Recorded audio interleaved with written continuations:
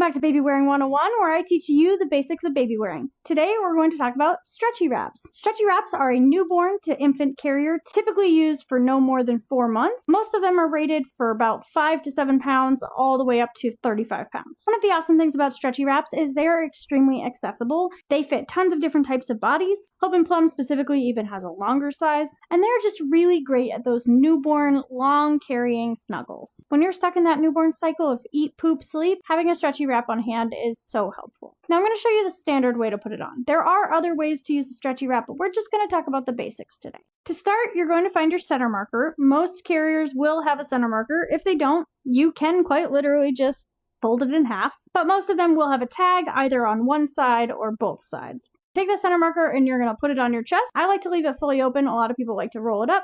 You're going to follow the top of the fabric on each side and you're going to bring each side up and over your shoulder. Now you're going to gather all of your tails, reach up through that original pass of fabric, and drop those down. Now I'm going to take these tails here, and I'm going to cross in the front, and I'm going to loosely tie in the back.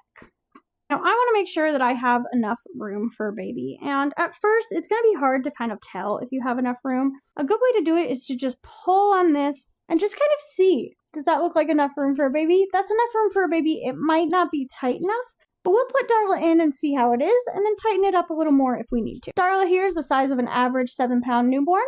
I'm going to put her on my chest where I would like her, and I'm going to find the pass of fabric that is closest to me. So you see how this one is on the outside, this one's closest to me. I'm going to bring Darla's little leg through it while fully supporting her body. I'm going to drop her little booty down a little bit. I'm going to bring this out onto my shoulder and then bring this top edge of fabric fully over Darla's body out to her knee. And now we have what we call the first pass of fabric. And we're going to get the second pass. We're going to get Darla's little leg in there, rest her little booty on it, bring this down over my shoulder, and bring this across. Some people think they're done now. You're not done now. It's very important for a stretchy wrap to have 3 passes of fabric. Right now we have 2. We're going to find that center and we're going to pull it up over each of her legs, and I'm going to pull that fabric up over till it is fully up to the nape of her neck. So this tightness is okay, but if I do a little bit of bouncing, I can feel that I've still got quite a bit of slack. Like she doesn't feel fully supported. So what I'm going to do is I'm going to try to find some of that slack and pull it out. The best way to find that slack is to go up into your shoulders, pull a little bit. Those shoulders, remember, they connect to these parts down here. So I'm just going to pull a little bit, and on the other side, pull a little bit gently, and then bring that back around and see how I've got a lot more slack I can get out there. As you practice more, it will get more obvious what the tightness should be when you start, which will make it a lot easier. If you feel like you're not getting any slack out the way that I just showed you, undo it, start over if you want. Practice with it as much as you want. Having these passes spread across your back helps more evenly distribute the weight across your back. The things that I want you to look for are the acronym TICS. T stands for tight against your body. You want them to feel like they are just giving you just the sweetest little hug. I is for in view. You want to be able to see your baby's nose and mouth at all times. You want to see that their airways are clear. She's a little bit covered when I do this, but that's for you. For me, I can see her airway just fine. Now, all over social media and even on advertisements, you will see this. When you put their head like this, it prevents them from being able to move. Being able to move is really important for helping develop those neck muscles. So especially if you have a baby who hates tummy time, all babies hate tummy time, then wearing them with their head supported just by your body is a great way to help develop those neck muscles. You want the carrier to be providing the support for their body, and you want your body to be providing the support for their head. For C, you want them to be close enough to kiss.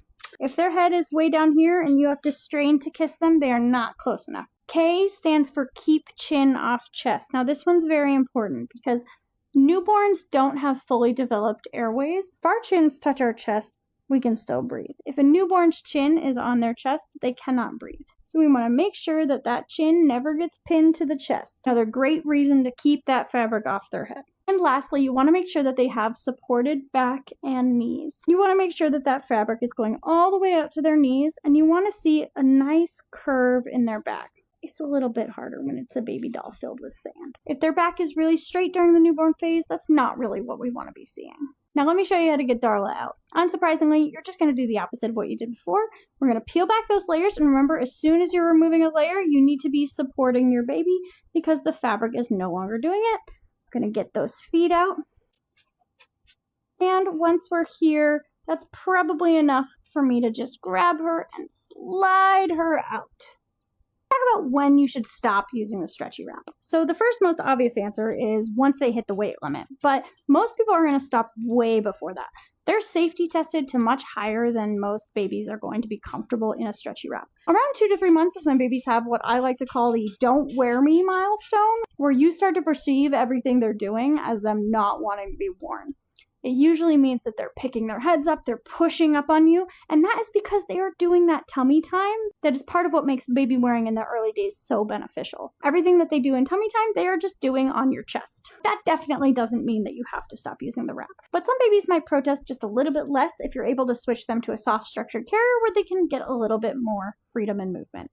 As long as you and your baby are still comfortable and you're meeting the manufacturer guidelines, you can absolutely still wear a stretchy wrap. But make sure that you are wearing it in a safe way. And if you're ever unsure, find a baby wearing expert who will help you. If you happen to get a Hope and Plum wrap, they do have free consults with baby wearing experts who can help you make sure that your fit is proper, safe, and just help give you that confidence that you need that you are doing a great job. If you need a stretchy wrap, there will be $10 ones on your Facebook Marketplace, I promise you.